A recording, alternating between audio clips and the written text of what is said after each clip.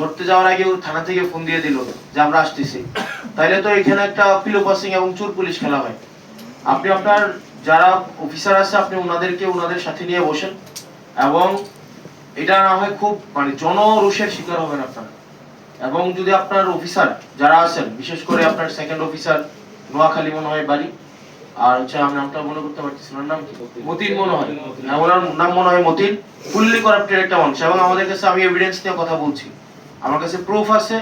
এবং হচ্ছে আরেকজন আছে এসআই ভূষণ ভবতোষ এসআই ভবতোষ, টাকা ছাড়া এক কদম পা ফেলে না। এখন দেবিদ্বারে এই ধরনের কার্যক্রম কোনোভাবে হইতে পারে না। আপনার একটা স্বাভাবিক সাধারণ মানুষ আপনার হচ্ছে, এবং থানার মধ্যে আপনার থানা আপনি চালান না, আপনার থানা চালায় হেলাল, আপনার থানা হেলাল চালায়।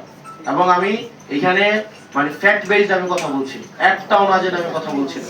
আপনার থানা চালায় হেলাল, হেলালের বাবা আগে চাকরি করতো, এখন হেলাল কোনো কোনো মানে ইয়া থেকে আপনি আমাকে বলতে পারেন এই ধরনের কথা, তো ধরেন আপনাদের লিগ্যাল প্রসিজারে নাই, এটা নাই সেটা নাই, আপনাদের এই জায়গায় থানায় এগুলা জিনিসগুলো ঘটছে, প্রত্যেকদিন ঘটছে।